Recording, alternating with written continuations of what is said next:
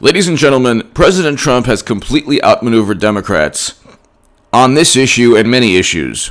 And he's going to win re-election in large part because the Democratic Party, all it knows how to do is pander and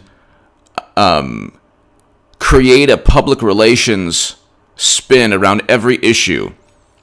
Democrats obsess, and they obsess over issues that are linked directly to media coverage. So, and vice versa, media coverage is linked to their obsession. So, you look at Russia. Mueller found no evidence that Trump worked with Russia. Why? Because Clinton purchased the evidence. The Steele dossier was literally purchased by the DNC and by Madam Secretary's campaign. Hillary Clinton will be nominee. But we'll get to, there's so much to talk about. President Trump vehemently opposes defunding or abolishing police departments and law enforcement. Now, this is kind of hilarious because we just had $1.4 billion nationwide in property loss, 10,000 people arrested, or in police custody at some point, and this is all very, very peaceful according to Democrats. Now, of course, the goal of Black Lives Matter is noble. The goal of protest is noble. The objective is an honorable objective to save lives, to save the lives of black people. This is obviously a good, noble, pure objective. What takes place is there could be 1,000 peaceful protesters. All you need is 5 to create chaos, mayhem, set buildings ablaze, all those things. Now, here you have President Trump. Defunding police would be good for robbers and criminals. Okay. The other words I don't want to use. YouTube, who knows what's going on with the algorithm, but he retweets that. He has stated law and order. You have to understand, ladies and gentlemen, 79% of Americans, when in each and every poll, there's information that nobody wants you to know. So, yesterday in the CNN poll, 16% of independents trust Trump with the economy more than Biden. Biden's not going to be nominated. It's going to be Hillary Clinton. This whole thing's the biggest charade of all time. I'll get to that later. Share my Times of Israel article. Hillary Clinton, not Biden, will be nominee. Share my Huffington Post article written in 2017, the biggest political call of all time. Hillary Clinton 2020 is a reality. Get ready for 8 years of Trump. Ever wonder why Biden didn't trumpet the fact that he apparently won the delegate count? That's because they're not going with him. Just like the DNC spokeswoman stated, they're going with Hillary Clinton. She's the only chance they have. It's a political machine. It's not run on meritocracy. But here, Democrats are embracing this. You're seeing articles right now. Minneapolis City Council members intend to defund and dismantle the city's police department. You had $25 million in property damage, and then you had a whole bunch of other violent activity that took place. If you defund police, number one, this is going to be very simple for people who think that defunding the police is a good thing. That's why Biden is kind of opposed to it, but one of Hillary Clinton's advisors recently stated the police should be defunded. That's one way Madam Secretary works. She'll have a loyalist or a surrogate say something provocative, and then Biden will oppose it, and then she'll be seen as the more progressive candidate. But anyway, 79% of Americans oppose property loss, oppose the mayhem and chaos, even though when they ask, do you approve of Trump's handling of the protests? The majority say, no, we don't. But when you dig a little deeper into the numbers, 79% oppose property loss, obviously. Okay, 80% of people do not want property loss, buildings on fire, all these things. Then when you go, just look at a Pew Research poll from 2017. The wonderful, amazing, and self-righteous and morally just white liberals view 40 million black people to think in just one way. This is not the case. A great number of Black, Latino, and Hispanic Americans and African Americans do not want to defund the police. And actually, 30%,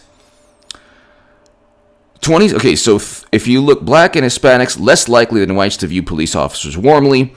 This is a Pew Research, Deep Racial Partisan Divisions in Americans' Views of Police Officers.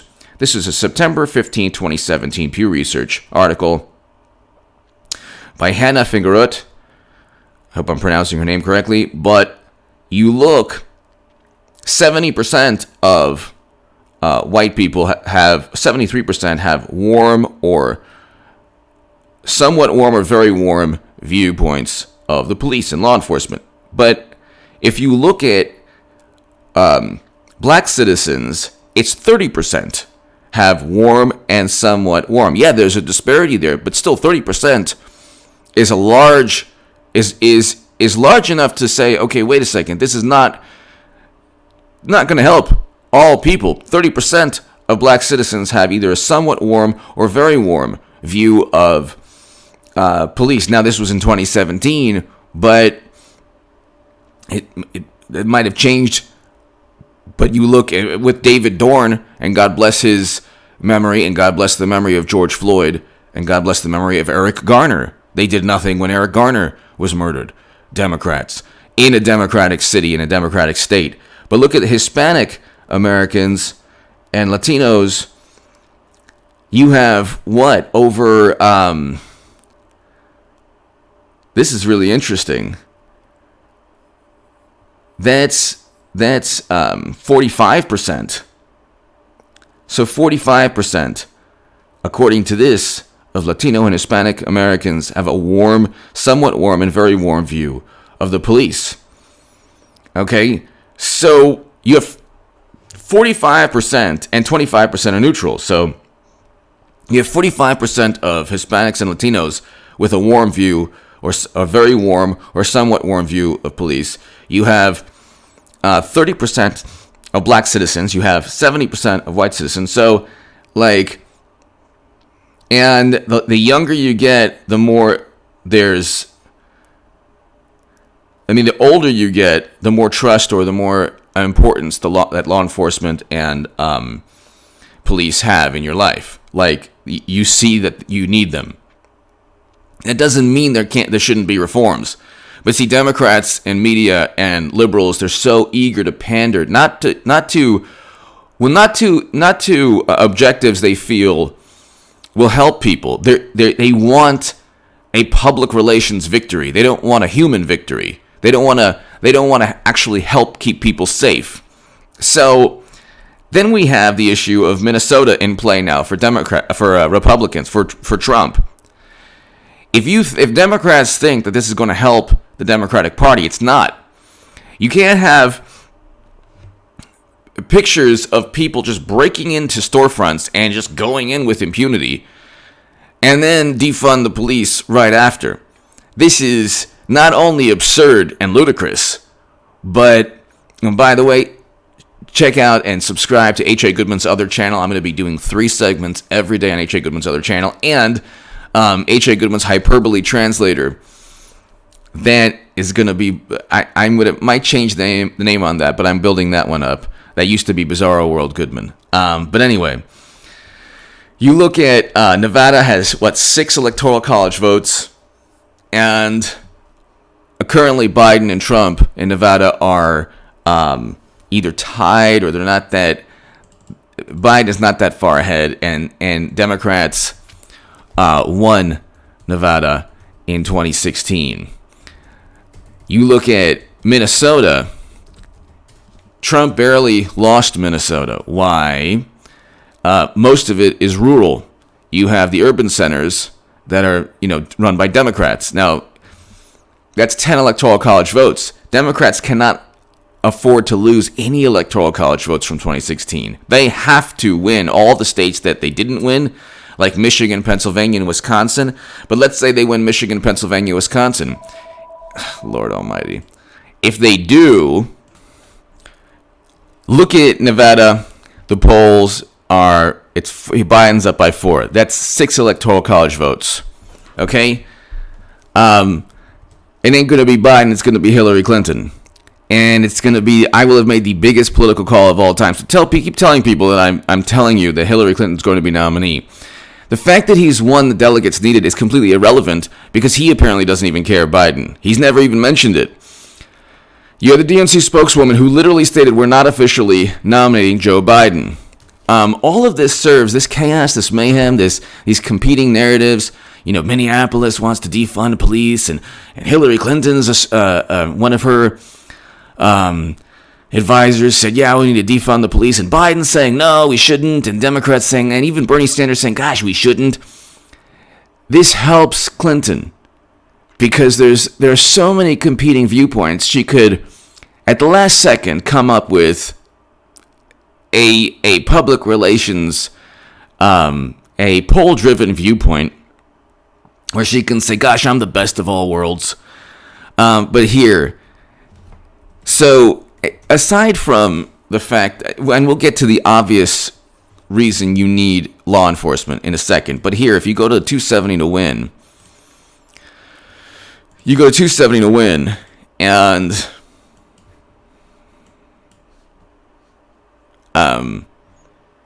Minnesota has 10 electoral college votes. Nevada has 6 electoral college votes. Okay, so that's 16 electoral college votes right there. Even if, yeah, I did this on my live stream last night. Even if Wisconsin, Michigan, and Pennsylvania, if they win Wisconsin, Michigan, and Pennsylvania, and they keep Minnesota and Nevada, then it's 278, 261.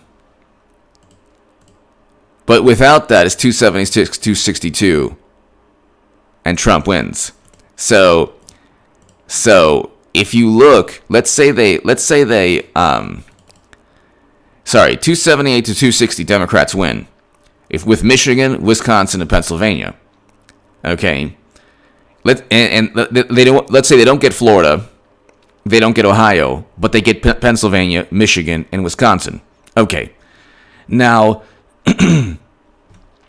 if they don't get Minnesota and they keep Nevada, that's still Trump wins by 2 electoral college votes if everything remains the same.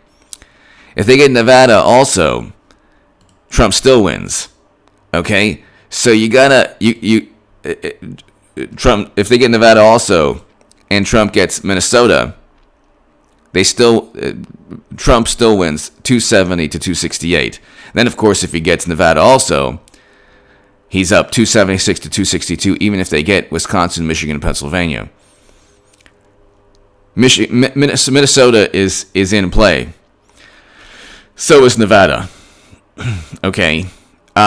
This is the Minnesota, a Democratic, liberal, blue state, is the epicenter of all this chaos and mayhem.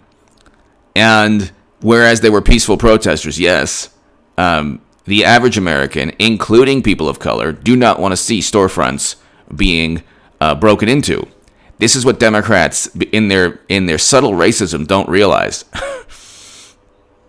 in their blatant or subtle racism, the same insidious thought process that prompted Joe Biden to say you ain't black if you vote for Trump. If you have a problem finding out who you're for, then really quickly, I mean, it's not that difficult to understand. You have these articles now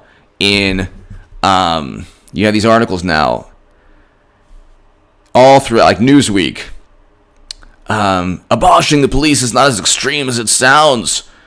Here's how it could work. No, it's not. It actually is quite extreme. Then you get alternatives, and there's nothing that mentions a violent crime in progress, which is the biggest reason you need police. For a violent crime in progress, a burglary or a holdup or a sexual assault or some kind of violent crime where you need police that are armed, you defund the police, then what do you have? You also want to do away with the Second Amendment and impose strict gun control. So then what do you have now? You have only the criminals who have complete access to any weaponry they want because they don't care about laws. And then they act with impunity. So what would efforts to defund or disband police departments really mean? You need to ensure that you don't have the officers that murdered Eric Garner or George Floyd. You need to train law enforcement officials not to, once a person is subdued, not to put their knee or their boot on someone's neck. This is training, but you don't disband police officers. I mean, the people who have, if they did a study or a survey, about 99% of people who have never been the victims of violent crime would say, yeah, defund the police. But if you're the victim of violent crime, 99% of the time you say, yeah, you need the police, even if you don't like the way certain law enforcement officials behave. But again, this is a complete disconnect from the average American. The average American, almost all Americans are opposed to property damage, except the bizarre, cyber world, the wacky, wild, absurd cyber world of Twitter, which I do not have Twitter, I do not have Facebook. But when I got a death threat from Twitter, went to the police department, this is in 2017, one of the reasons I don't have Twitter, received a death threat. I was still on the left, firmly on the left. Of course, this person on the left didn't want me there, so that's the way they work. The left polices its own in the most absurd ways. So I filed a police report based on the Twitter handle. Then I went to the police department, and they said, look, we can't do anything for you. I mean, they filed a police report. The law enforcement officials said, look, kind of can't do anything specific, but you know what you need to do. Kind of not hinting, basically telling me, arm yourself and embrace the Second Amendment, which is what I did to protect myself, my family. So you disband police, you better have some means of protection, especially if you're somewhat of a public figure. Like, nobody knows who I am, but some people do. But forget it. Let's say you're not a public figure. Let's say you're just anyone on the planet. What happens if you don't have a means to protect yourself and your family? The criminal does. Let's say a criminal comes in and, God forbid, does have, a firearm. Then you are left with what? Well, I'm voting Democrat. I don't think they're going to care. So, look, the bottom line is the following. Democrats are completely oblivious to everything that the average Americans want: a good economy and stability in some manner, and the ability to live their lives. When they've created this, now they're saying, instead of acknowledging that the protests weren't entirely peaceful, they say, well, there's unrest. They went from completely peaceful protest to now unrest, and now it's all Trump's fault because of his incendiary words. They're actually ignore actual incendiaries and then use the adjective or the metaphor for words. Okay, we used to have this. Obviously, words hurt, but there used to be this phrase growing up: sticks and stones may break my bones, but bad words will never hurt me. That is done now. Now, words and thoughts are just as damaging or hurtful as actual incendiaries. So, and then instead of debating, there's no debate. So Christopher Hitchens, God bless him, his memory, he was an anti-theist, fine. But he would be viewed as the most horrible person nowadays because the left would not only disown him, they would assign negative intent, a malice. They would say that he is propping up the alt-right, and so he's horrible, and he's a misogynist and all that. Meanwhile, he would counter back with logic, reason, eloquence, and they wouldn't be able to stand it because the left doesn't debate. What they do is quickly react based on emotion. They're consumed with apoplectic, hysterical, rabid, frothing at the mouth emotion. And that's going to be their undoing politically. This paves the way for Hillary Clinton. You watch. It will be the biggest political call of all time, ladies and gentlemen. And I did a lot of work on H.A. Goodman's other channel to show everybody it's going to be Hillary Clinton. More so than even on this channel. So check out and subscribe to H.A. Goodman's other channels below in the pinned comment. And also, H.A. Goodman's Hyperbole Translator. Give me your thoughts below. Thank you. So, Trump just won the Electoral College. He already won in 2017 when I wrote, Hillary Clinton 2020 is a reality. Get ready for 8 years of Trump. But then polls that show Biden up by a large margin are absurd. Asking somebody, who, if the election were held today, in the middle of the most negative media coverage in U.S. history for a president, on issues that were not his fault, what do you expect? And then it's the most of the people asked were Democrats. And then the Republicans, almost certainly, many of them were never Trumpers. So it's like there's no way to accurately predict what's going on with polls. Except looking at, the CNN poll, what I talked about yesterday, 16% differential between, 16-point differential between independents who will decide the election. Independents choose Trump over Biden by 16 points pertaining to the economy. Give me your thoughts below. Subscribe to both of my other channels below and share my Times of Israel and Huffington Post article below in the pinned comment. If you want to support my voice long-term, ladies and gentlemen, my Patreon is below. This is going to be an amazing election, and President Trump is going to defeat Democrats yet again. Give me your thoughts.